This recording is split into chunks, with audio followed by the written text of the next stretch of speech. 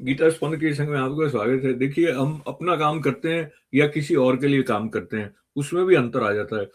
और कई बार जब हमें ऐसा लगे कि इसका परिणाम जो है वो मुझे ऐसा-ऐसा चाहिए, तो वो एक बंधन का जन्म दे देता है, बंधन को जन्म दे देता है। तो मुख्य बात जो भगवान यहाँ पर कह रहे हैं, वहाँ तक जाने से पहले थोड़ा इधर-उधर घूमते हैं, इसलिए ये देखने के लिए कि हम जो कर रहे हैं, हम अपने आप को निमित्त मानकर कर रहे हैं या अहंकार को साथ में लेकर कर रहे हैं। अहंकार साथ नहीं है तो क्या कर्म नहीं किया जा सकता है? ये प्रश्न कई बार खड़ा होता है।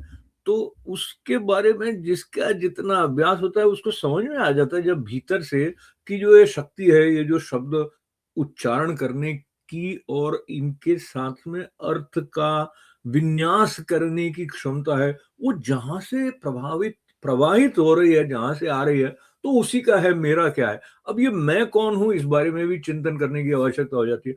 तो इतना ज़्यादा गहराई से नहीं जाते हुए, भगवान प्रेम से कई बातें ऐसा ना मित्रता के नाते भी अर्जुन जी के प्रति जो कह रहे हैं, तो इस श्लोक में उन्होंने कहा यत् करोषि यदश्नासि यज्जुहोषि ददासि यत् यत् तपस्यसि कौन्तेय तत् कुरुष्वस्व मदर्पणम।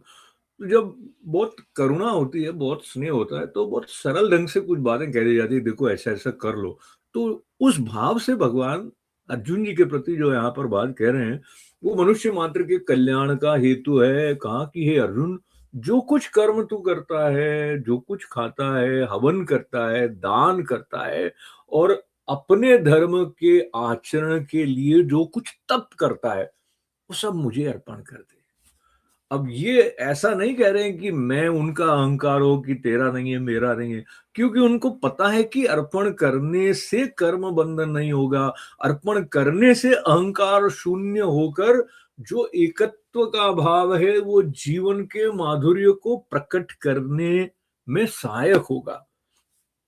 शब्द लेते हैं पांडुरंग शास्त्री अठावली जी के, तो वो कहते हैं कि ये जो भिखारी की मांग नहीं है, ये तो हकदार की मांग है कि सिवाय मुझे उसकी आवश्यकता नहीं, इसलिए देता हूं। तो अब भक्त की तरफ से ये वाणी है कि प्रभु, मैंने जो कुछ कर्म किए हैं उसकी मुझे वासना ही नहीं है, मुझे उनकी आवश्यकता ही नहीं है।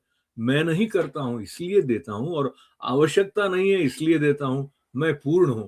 तो ये जो पूर्णता का भाव है, वो इसके साथ में अगर हम अपनी बोलचाल की भाषा में कहें कि अगर एक बार्टर है कि मेरा ये छोटा-छोटा किया हुआ कर्म जो कि सीमित उपलब्धियाँ देने वाला है, उसको छोड़कर मुझे सब कुछ मिल जाए तो क्यों नहीं लूँ, है ना? जय श्री कृष्ण।